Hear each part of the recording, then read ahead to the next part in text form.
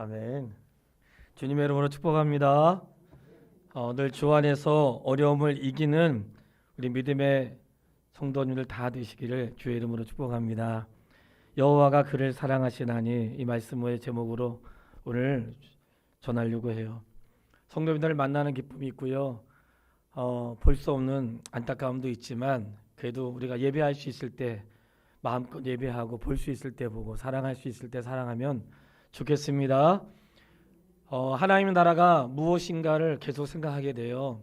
하나님 나라는 천국에서만 있는 나라가 아니고 이 땅에서 우리가 이루어 가야 될 하나님의 나라라고 늘 생각하고 있고요. 우리 하나님의 교회가 무엇을 하든지 하나님의 방법대로 하나님의 뜻을 쫓아 사는 우리 화평의 가족들이 다 되기를 소원하고 있습니다. 지난 한 주간 동안 강화알미산의 집회를 3일 동안 마쳤고요. 3일간은 목회 준비를 위해서 기도하려고 했는데 목회 준비는 안 되고 그냥 기도만 열심히 했어요. 기도만 열심히 하고 우리 성도님들의 이름을 불러가면서 또 2022년도 어떻게 해야 될까 할 때 다양한 하나님의 그 매 시간 말씀을 통해서 이렇게 구하기도 하고 어떻게 해야 될까 이제 고백을 하는데 글로 쓰는 목회보다는 이렇게 성실하게 제가 집회를 참석했던 적이 없는 것 같아요. 기도원에 가면 종일 집회가 있는데요.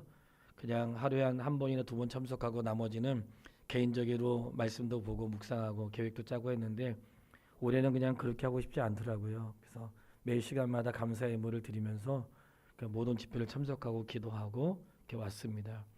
강화갈미산에서 내년에 정기적으로 와서 해달라고 했는데 우선은 그거는 뭐 내년 가서 할 일이고요.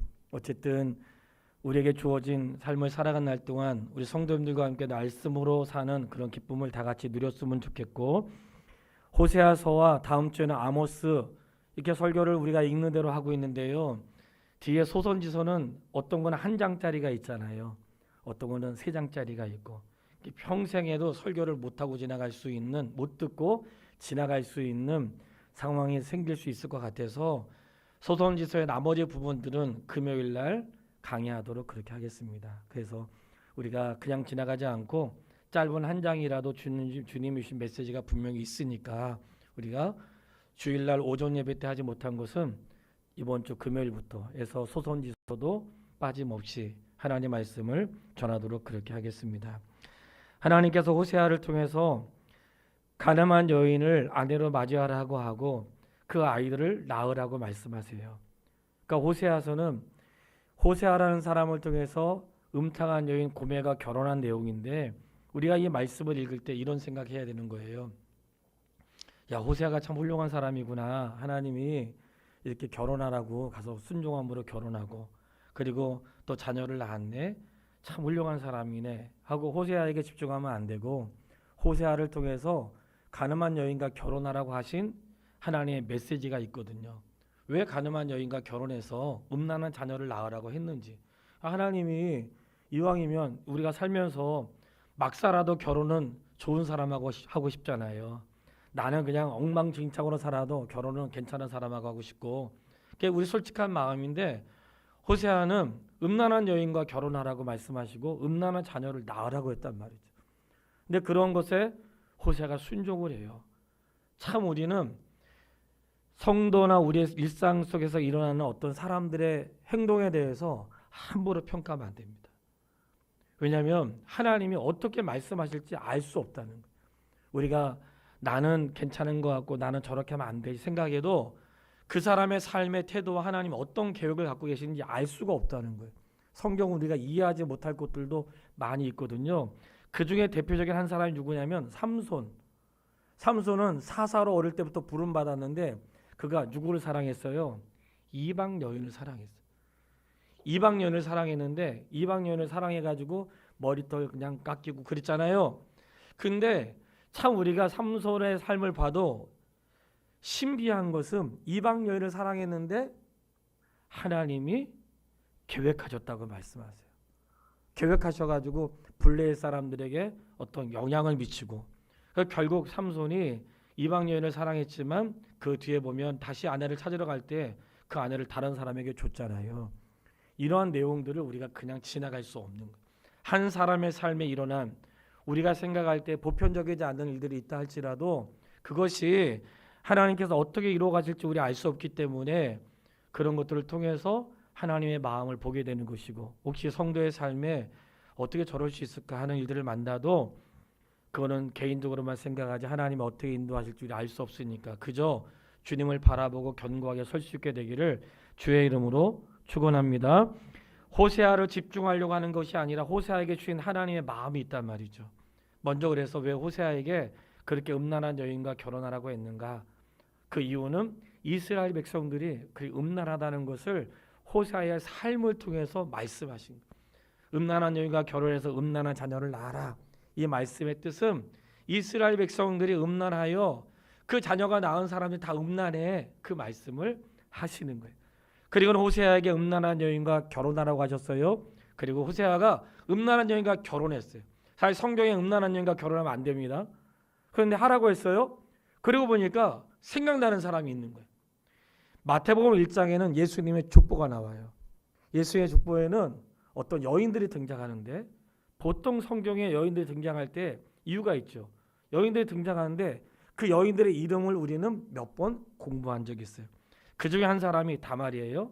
다말은 시아버지와 정상적인 결혼이 아닌 자기를 창기처럼 꾸며가지고 시아버지와 관계를 갖고 자녀를 낳은 사람이 다말이죠. 그가 예수의 족보에 이름이 딱 들어가 있어요.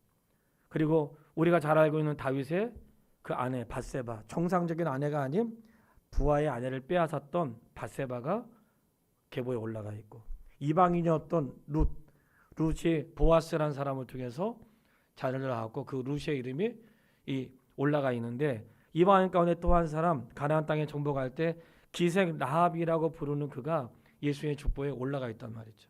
이 족보에 올라간 사람들 전부 다 유다의 계열로 주님이 오신 통로로 사용했던 사람들이에요.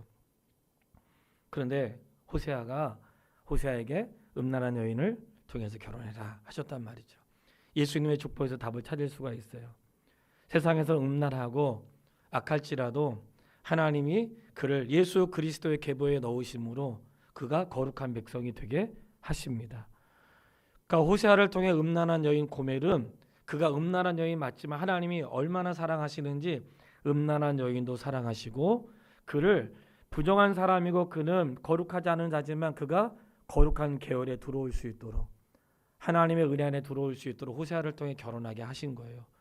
우리가 주목해야 됩니다. 이 땅에서 우리가 구원받고 구원의 은혜를 입은 것은 남다른 하나님의 사랑을 내가 다 입었다는 것을 기억할 수 있게 되기를 바랍니다. 종종 우리가 정말 저번에 특별한 은혜를 입었어, 이런 말 조심해야 돼요. 특별한 은혜는 우리가 전부 다 입은 거예요. 어떤 특별한 사람만 주님 사랑하지 않으세요. 하나님의 은혜는 모두에게 있고, 뭔가 내가 저 사람 특별한데 할 때는 특별하다는 의미가 나에게 특별한 것이 아니고 하나님이 그를 통하여 하시려고 하신 일이 있다, 이렇게 깨달아야지. 내가 특별한 사람이라 생각하면 이게 그때부터 내 삶에 대해서 어그러지기 시작하는 거예요. 하나님 누구를 특별하게 사용하지 않으시고 하나님의 계획하심 속에서 그들을 인도도 하시고 때로는 다른 방향으로 틀기도 하시고 하나님의 주권을 쫓아 한다는 사실을 기억할 수 있게 되기를 바랍니다. 이렇게 음란한 여인을 호세아와 결혼하여 그가 호세아의 사랑을 입게 하고 그 관계 속에 살게 됐어요. 하나님은 이 땅에 어떤 누구도 그리스도의 계보에 들어오게 하실 수 있는 권세가 있으세요. 그래서 호세아를 통해서 우리에게 그 사랑을 보여주시는 거예요. 그런데 음란한 아내가 음란한 자녀를 낳았어요. 자녀를 낳았는데 그 이름이 아주 특이해요. 제가 한번 읽어드릴게요. 이스르엘이라고 하는 자녀의 이름은 하나님이 흩으시다 라는 뜻이고, 로루하마라는 이름은 국류를 받지 못한다. 로함미, 내 백성이 아니다. 자녀의 이름은 로함미, 넌 내 백성이 아니야, 이렇게 불렀다는 거예요. 자녀의 이름이 하나의 메시지였어요. 로루하마, 우리는 국류를 입지 못해. 그러니까 참 자녀의 이름을 그렇게 짓는 경우는 없잖아요. 근데 호세아가 하나님 말씀에 순종하여 자녀들의 이름을 그렇게 지으면서까지 이스라엘 백성들의 영적인 상태를 하나님이 말씀하고자 하셨던 거예요. 그리고는 말씀하세요. 2장 19절로 20절 말씀인데 이 말씀은 같이 읽어보고 싶어요. 2장 19절로 20절, 내가 내게 장가들어 영원히 살되 공의와 정의와 은총과 긍휼이 여김으로 내가 내게 장가들며 진실함으로 내가 내게 장가들리니 내가 여호와를 알리라. 아멘. 장가를 들겠다고 말씀하세요. 장가드는데 영원히 살 것이라고 말씀하시고 공의와 정의, 은총과 긍휼로 여기고 진실함으로 내게 장가 들겠다 이렇게 말씀하셨어요. 자, 신앙생활은 결혼생활이라고 말씀드렸습니다. 신앙생활은 결혼생활이에요. 호세아서는 하나님을 남편으로 말씀하시고 이스라엘을 신부로 말씀하세요. 그러니까 하나님이 이스라엘에게 장가 들었다고 말씀하시는 거예요. 신랑이 신부에게 장가 들어요. 근데 성경에 보면 그런 비유가 많이 나와 있습니다. 혼인잔치집에 대한 비유도 그렇고 열처녀 비유할 때 신부가 누구 기다려요? 신랑 기다려요. 신부의 집에 찾아가는 것은 신랑이었어. 그러니까 신랑이 신부 집에 찾아가는 이 비유가 나오잖아요. 그러니까 하나님이 우리에게 찾아오셔서 우리에게 장가 들었다고 말씀하세요. 근데 하나님이 찾아온 그 대상이 누군가? 음란한 여인이었다. 그 음란한 여인과 음란한 자녀를 낳고 그리고 얼만큼 음란한 아내였냐면 남편에게는 관심이 없는, 남편과 결혼했으면서도 늘 과거의 삶을 기대하고 남편과 결혼했는데 남편에게 무관심하고 다른 남자를 사랑하는 그런 음란한 여인이었다는 거예요. 이 정도면 관계 끊어야 되는 거 아니에요?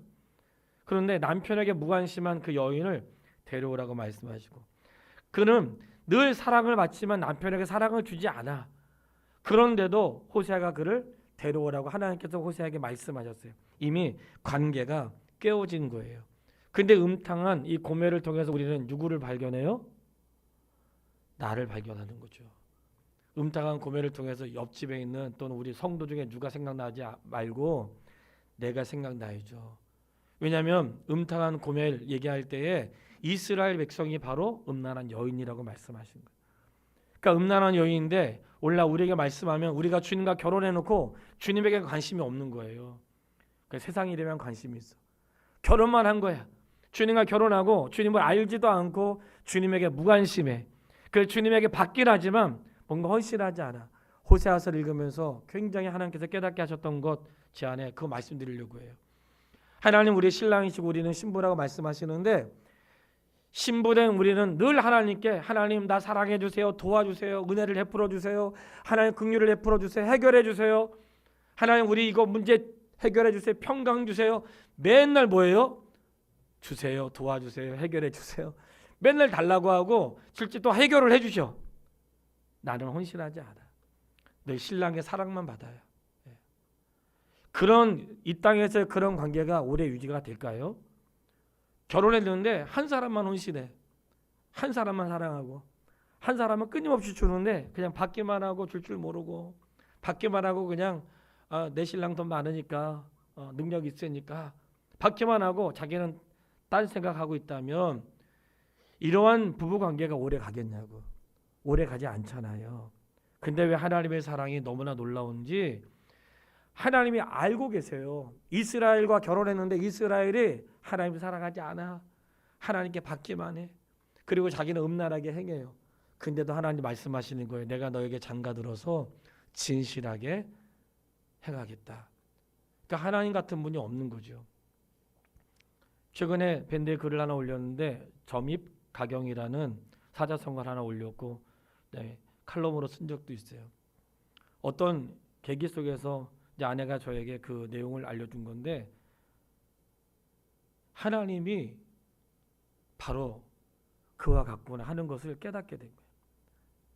숲으로 들어가면 들어갈수록 더 멋진 숲이 펼쳐진 것처럼 하나님께로 가면 갈수록 더 신비하고 오묘하고 더 놀랍고 하나님의 세계가 너무 기가 막힌 거예요.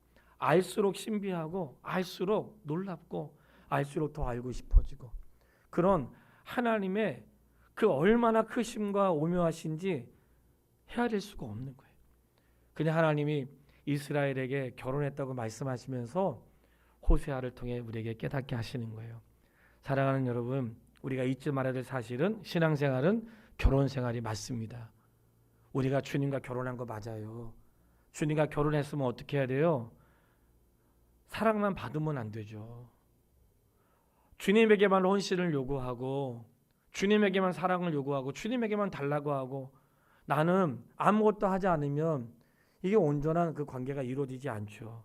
이 음탕한 여인을 호세가 가서 값을 지불하고 사왔는데 이 값을 지불할 때 그 값이 이 사람이 그냥 신부에서 가서 그냥 간 게 아니라 남의 집에 노예로 팔려간 거예요. 그러니까 자기의 몸을 판 거예요. 자기의 몸을.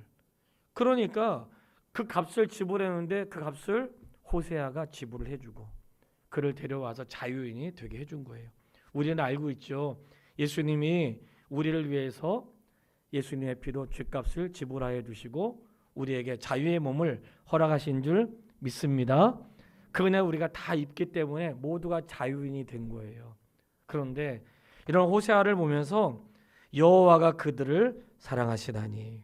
자, 3장 1절 말씀을 우리 같이 읽겠습니다. 3장 1절 여호와께서 내게 이르시되 이스라엘 자손이 다른 신을 섬기고 건포도 과자를 즐길지라도 여호와가 그들을 사랑하나니 너는 또 가서 타인의 사랑을 받아 음녀가 된 여자를 사랑하라 하시기로. 아멘. 하나님은 정말 사랑의 끝판왕인 것 같아요. 하나님은 사랑이시라. 맞아요. 하나님 사랑이시라. 그 사랑을 헤아릴 수 없고 그 사랑을 돌이킬 수 없다고 말씀하세요. 여호와가 그들을 사랑하나니.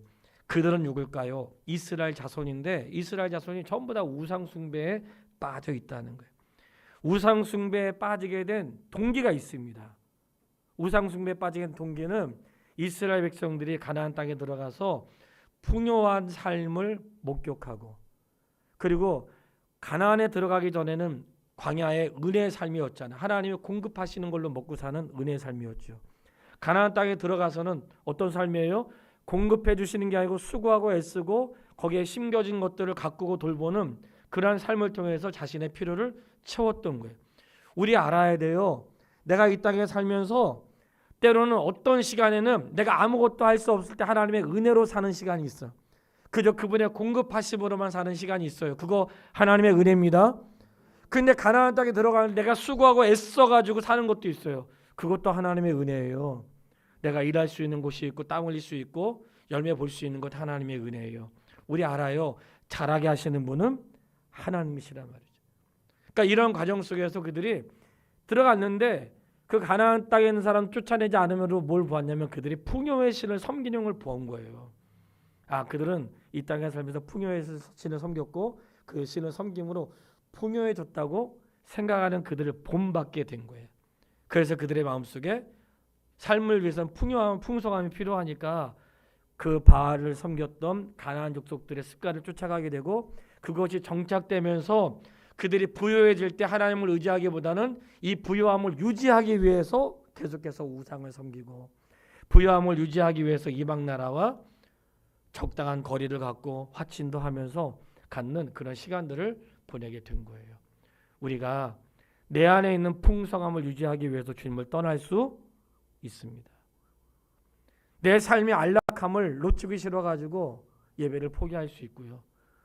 내 삶에 주어진 것들이 하나님의 은혜라고 우리 말하지만 놓칠까봐, 아까울까봐, 관계 떨어질까봐 그것 때문에 진짜 중요한 생명의 길을 놓칠 수 있다는 거예요. 이스라엘 백성들이 풍요한 삶을 살았지만 그 풍성함이 하나님을 멀어지게 하고 그리고 주님 앞에 죄를 범하는 일들을 잊게 된 거예요. 그런 이스라엘 백성을 하나님이 내가 그들을 사랑했다고 말씀하세요. 그 사랑으로 오늘 우리를 사랑하시는 줄 믿습니다. 우리를 사랑하세요. 우리를 사랑하시면서 말씀하세요. 3장 3절 말씀 두 번째 말씀이에요. 같이 읽겠습니다. 그들에게 이르기를 너는 많은 날 동안 나와 함께 지내고 음행하지 말며 다른 남자를 따르지 말라. 나도 내게 그리하리라 하였노라. 아멘. 우리 하나님이 얼마나 충실하고 신실한 남편이신지 나와 함께 지내고 다른 남자 따르지 말고 나도 너에게 그러하겠다. 신실하심은 정말 하나님의 몫이에요. 하나님은 한 번도 우리 인생을 향해서 그 신실함을 잃어보신 적이 없으세요.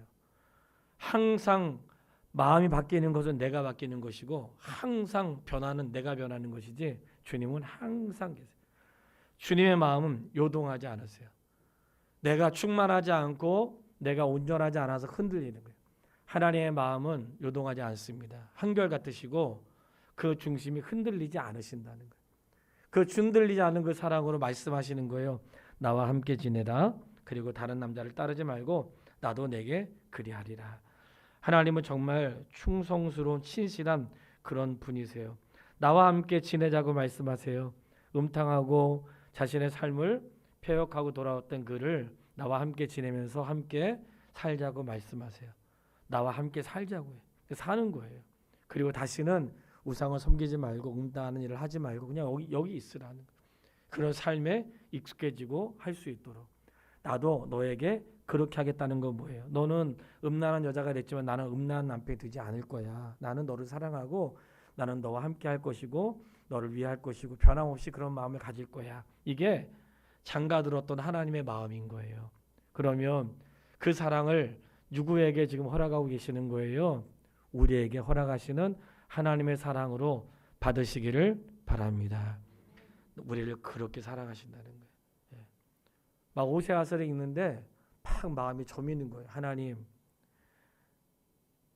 제가 평생에 사는 날 동안 하나님 짝사랑하지 않게 해주세요. 하나님 나를 사랑하시는데 나는 하나님을 사랑하지 않고 하나님 나를 위해서 끊임없이 말씀하시는데 아버지의 말씀에 귀에 기울이지 않는 제발 그런 어리석은 자가 되지 않게 해달라고 그런 고백이 되더라고요. 이 성도의 삶이 우리는 다 신앙생활이잖아요. 신앙생활은 주님과 함께 사는 거예요. 저는 지난 금요일 날도 기도원에 갔다 와서 주신 은혜를 나누면서 그런 기도를 하고 말씀을 전했어요. 신앙생활에 가장 중요한 게 뭔가? 자기의 신앙 고백이란 말이죠. 신앙 고백. 주님은 내 인생의 주고 나의 구원자이시다. 이런 신앙 고백이 된 하나님의 사람이 죽기까지 순종하는 것이고 죽음 이후에 영광도 있다는 것을 안다고 했어요. 신랑이 믿을만하고 신랑 외에는 다른 즐거움이 없는 거죠. 우리가 결혼하면 신랑 신부를 통해서 즐거움을 얻어야죠. 어디서 즐거움을 얻습니까? 결혼하여 가정을 꾸려오는데 그 즐거움, 내 인생의 즐거움이 어디 있는 거예요? 아내에게 있고 남편에게 있어야죠. 내 인생의 즐거움이 결혼만 하고 즐거움은 딴 데서 하고 그냥 집은 그냥 집으로만 있으면 이 어찌 즐거운 집이 되겠습니까? 하나님이 하나님과 결혼한 이스라엘 백성들이 그 즐거움이 하나님에게 있어야 되는데 하나님에게 있지가 않아. 오늘 말씀을 듣는 모든 성도가 마음의 양심을 가지고 나를 한번 생각해 보세요. 내 인생의 즐거움이 우리의 신랑 되신 그분에게 있는가?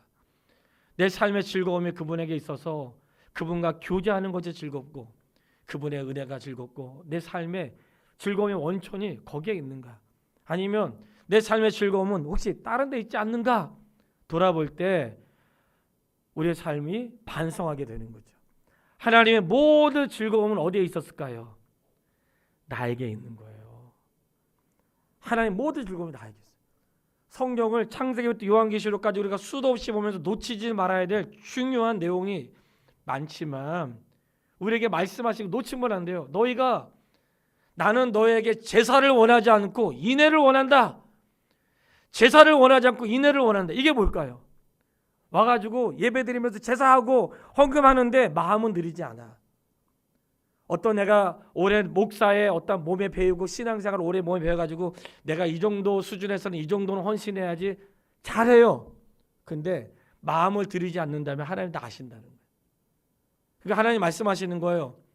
너희가 제사를 드리지만 너희 마음이 없다는 거예요. 그러니까 하나님께서 우리에게 진짜 원하시는 게 뭐겠어요? 하나님을 사랑하는 것입니다.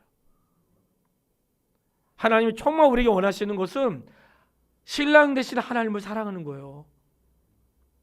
하나님을 사랑하는 걸 원하시는 거예요. 성도요, 부부가 서로 사랑하는 거 그거 원하는 거죠.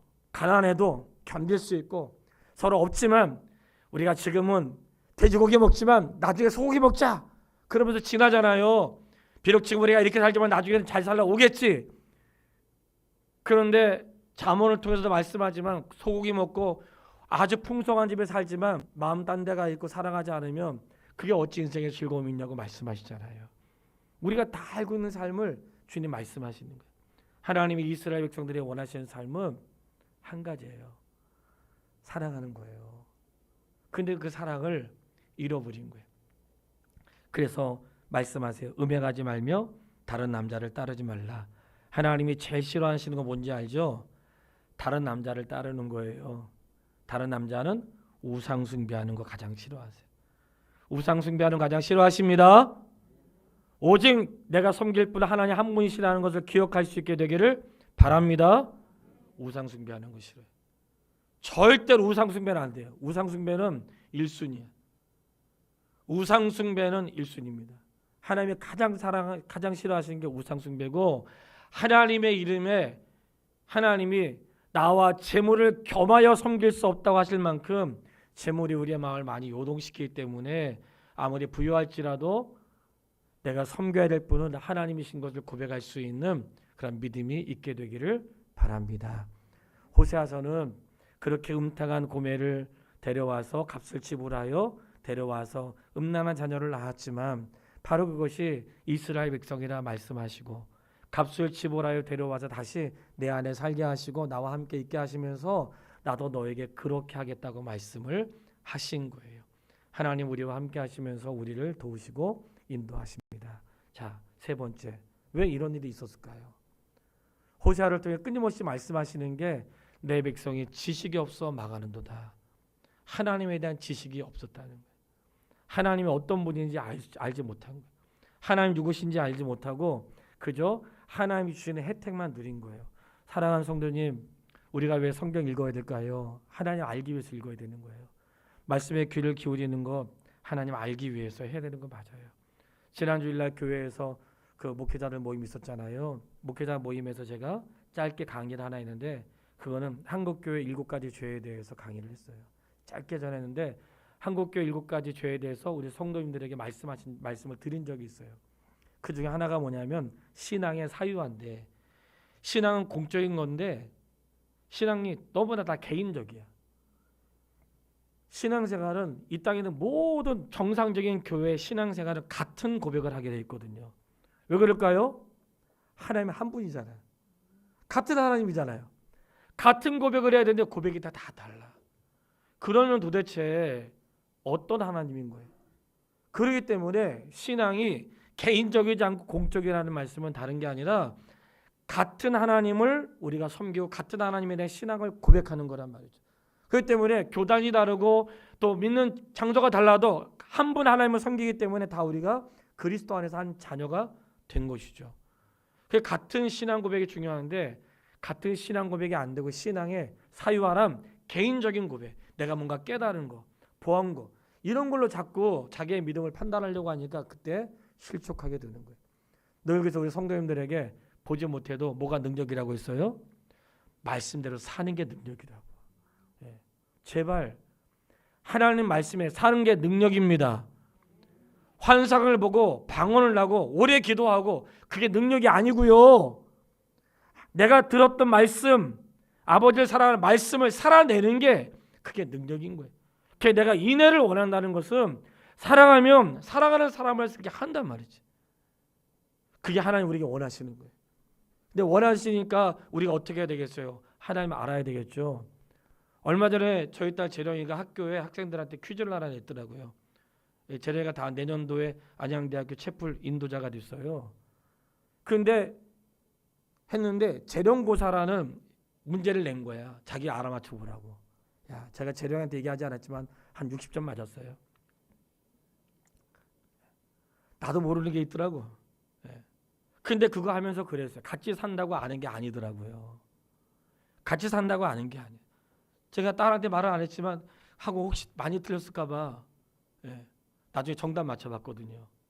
근데 같이 살아도 교제가 풍성하지 않으면 모르는 거예요. 그래서 우리 성도님들이 죄전에 있을 때 여호와를 알라고 호세아를 통해서 이스라엘 백성들이 하신 말씀은 알아야, 우리 하나님 얼마나 좋은지 알아야 다른 데 눈 돌리지 않는 거예요. 하나님으로 충분하기 때문에 다른 걸로 만족하면 없는 거예요. 내가 신라에게 만족한데 어디 가서 누구한테 만족을 얻겠습니까? 내가 신부가 만족스러운데 어디 가서 딴짓거리 하겠어요? 오늘 내가 신앙생활이 만족하지 않는 거야. 주님으로 충분하지 않은 거예요. 그러니까 내가 주님에서 만족함을 얻지 못하고 자꾸만 다른 거에서 만족함을 얻는 것은 아직 그리스도에 대한 풍성한 사랑과 은혜를 내가 잘 모르기 때문에 그래요. 그럴 수 있어요. 그래서 우리가 믿음 안에서 어린아이에서 성장하는, 어디로 성장할 수 있는 우리 하나님의 사람 다 되시기를 주님의 이름으로 축원합니다. 알아가시기를 애써야 돼. 이거는 저절로 되는 게 아니에요. 교회 다닌다고 저절로 되는 거 아니에요. 내가 읽어야 돼. 들어있고 배워야 돼. 믿음은 들으면서 나기 때문에 들어야 신앙이 자라는 거예요. 바라는 것은 자꾸만 그 자리로 가야지만 우리가 신앙을 유지할 수 있다는 것을 깨달으시고 여호와를 아는 일에 힘써 행할 수 있게 되기를 바랍니다. 그 때문에 매번 우리가 나오지 못해도 수요일날 성경 공부를 영상으로 하고 녹화가 되니까 늦게라도 한번 살펴보시고, 참여 못했으면 시간이 지나서라도, 그러니까 말씀을 계속해서 끊임없이 내 삶이 체질화가 될 수 있도록 하는 것은 마땅한 거죠. 그래서 여호와를 알자, 힘써 여호와를 알자 했을 때에 하나님 누구신지를 아는 거예요. 바라는 것은 자꾸만 인생의 괴로움과 인생의 연약함을 집중하려고 하지 마시고 사람을 만드시고 사람에게 역사하시는 하나님을 알아가면 그 하나님으로 인해서 만족함을 얻고 실족하지 않고 그 주님으로 해서 풍성한 삶을 누릴 수 있음을 기억할 수 있게 되기를 바랍니다. 여호와를 알라고 말씀하시면서 두 번째 우리에게 말씀하세요. 묵은 땅을 기경하라고 하세요.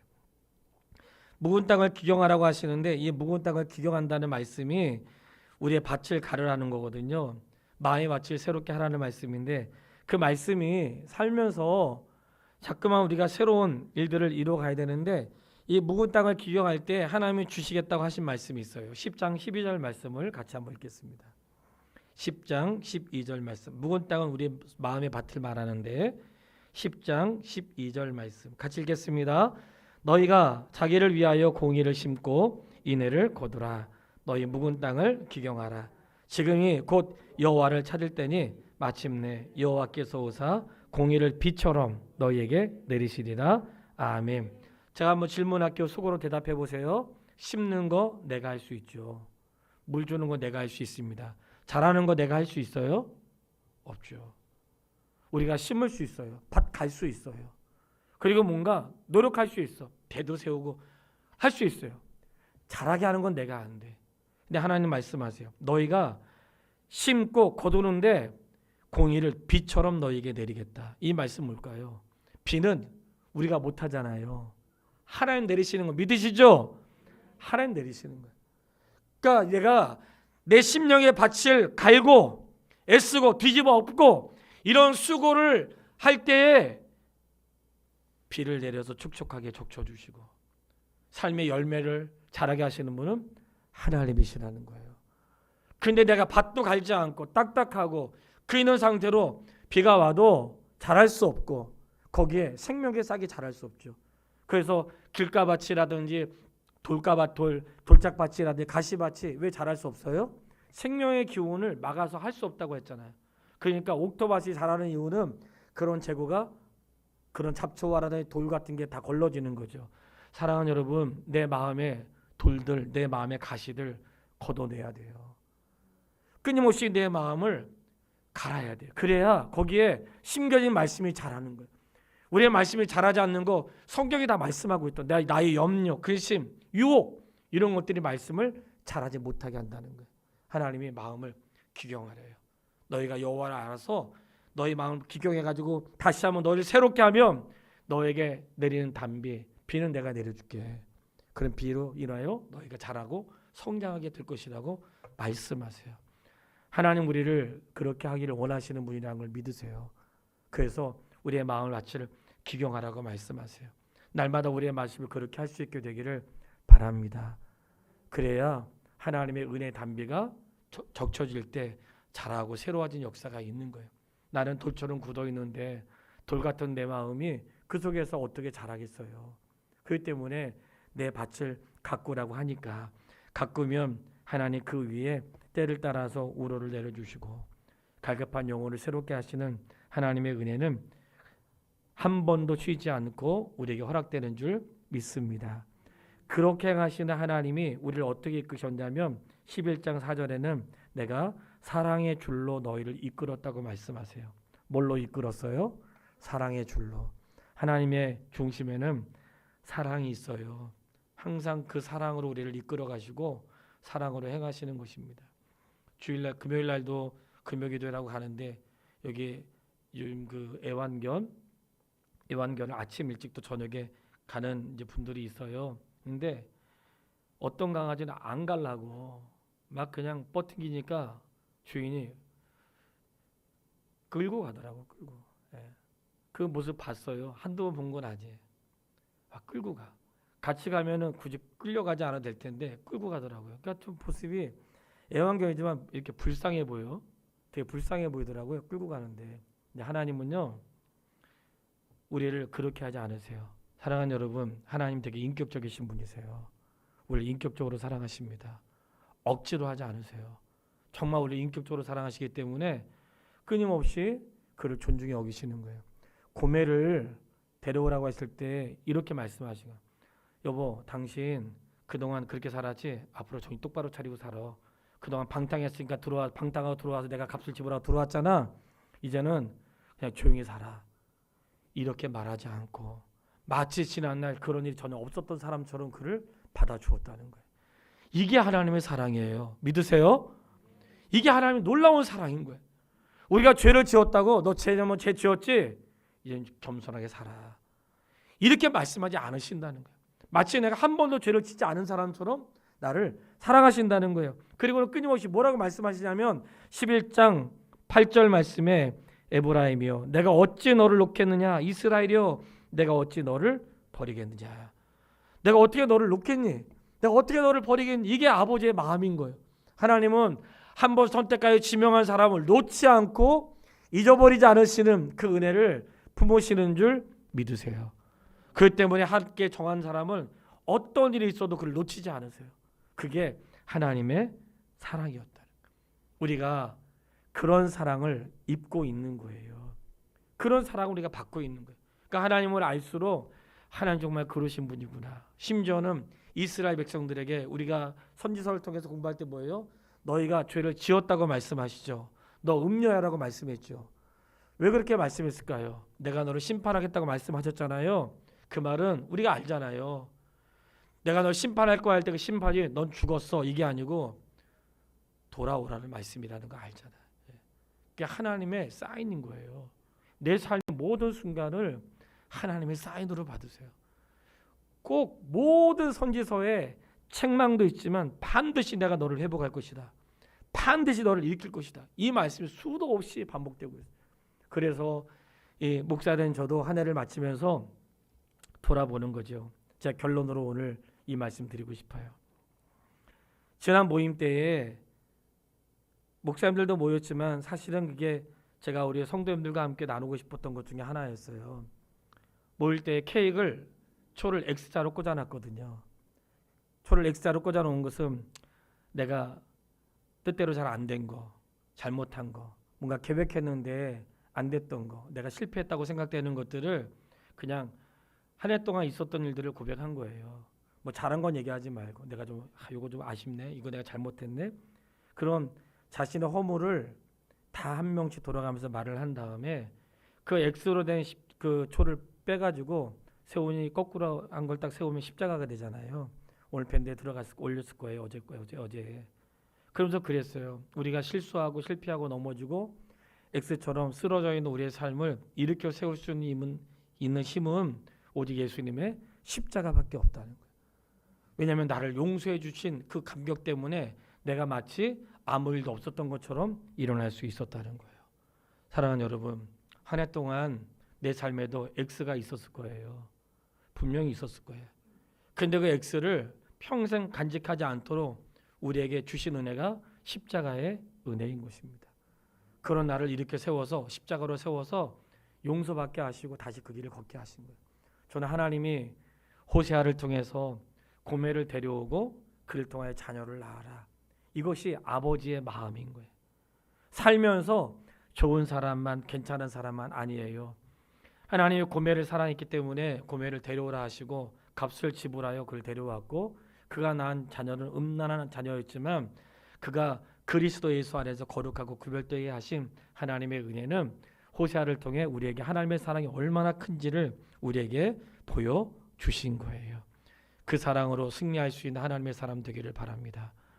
우리가 최근에 종현이가 뇌출혈로 병원에 갔잖아요.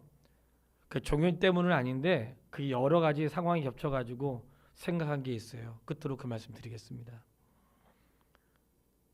쓰러졌어요. 병원에 갔어요. 종현이가 할 수 있는 거 하나도 없어요. 종현이 살리려고 의사들이 와가지고 뭐 했겠죠. 종현이가 깨어났어. 본인이 할 수 있는 게 없는 거야. 가족들이 주변에서 막 도와주고 해요. 종현이가 눈을 떴더라고요. 생각을 한 거예요. 아, 내가 쓰러졌을 때 내가 할 수 있는 건 아무것도 없는 거구나. 누가 산소호흡기 가지고 와가지고 심정지 된 사람들을 응급구조대가 와가지고 살려줘야 내가 일어나는 거예요. 너무 그런 삶을 생각하니까 쓰러진 내가 할 수 있는 건 아무것도 없더라고. 누가 하냐? 건강한 사람이 도와줘야 되는데 살리는 거 하나님이 하시는 거잖아요. 기억하세요. 쓰러진 내가 할 수 있는 거 아무것도 없어. 그래서 나는 그냥 쓰러져 있는 거예요. 근데 누가 왔어요? 성도들이, 가족들이 붙어가지고 막 그냥 살리려고 애쓴 거, 그거 우리의 몫인 거예요. 2021년도 우리가 성도를 사랑하지 못했던 것, 이제 우리가 2022년도에는 함께 할 수 있게 되길 바라고, 그가 쓰러졌을 때 우리가 할 수 있는 것은 아무것도 없죠. 그냥 찾아가고 그냥 뭐라도 어떻게 손잡아주고 그냥 어떻게 산소호흡기라도 껴주고 입에 뭐라도 넣어주는 거, 그거 우리가 할 수 있는 일이죠.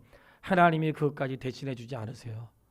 그런데 생명을 불어넣으시고 일으켜 주신단 말이죠. 우리가 그 은혜를 입었잖아요. 우리가 하나님의 은혜를 입었는데 마치 호세아가 고멜을 값을 지불하고 데려왔던 것처럼 우리가 그런 은혜 입었습니다. 고난당하는 자는 아무것도 할 수 없는 거예요. 쓰러진 자는 아무것도 할 수 없어요. 구조대가 살려주고 주변의 사람들이 힘써주고 애쓸 때 우리 살아나는 거 그거 깨닫게 하셨잖아요.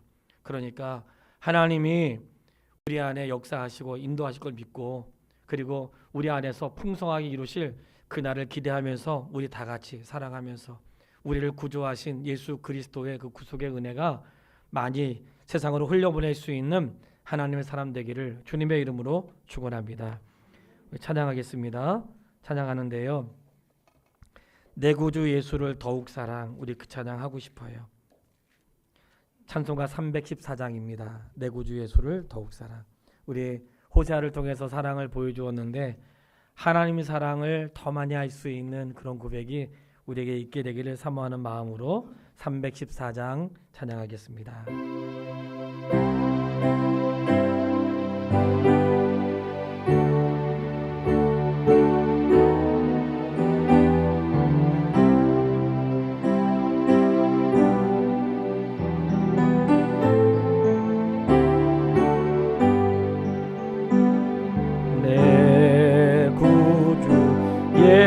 예수를 더욱 사랑,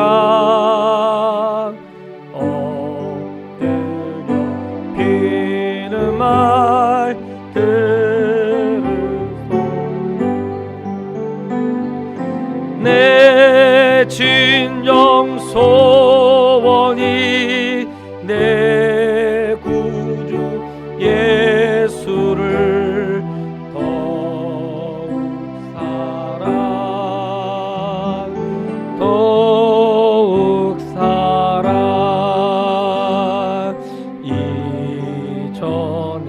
세상 나 기뻤어도 지금 내 기쁨은 오직 예수.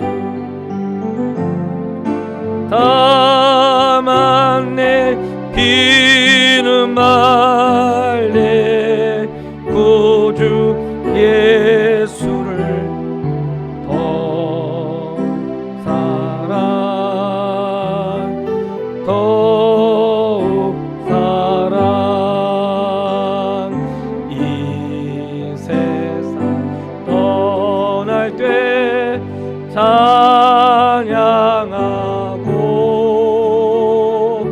숨 쉴 때 하는 말 이것을세 다만 내 귀는 말 내 구주 예수를 더욱 사랑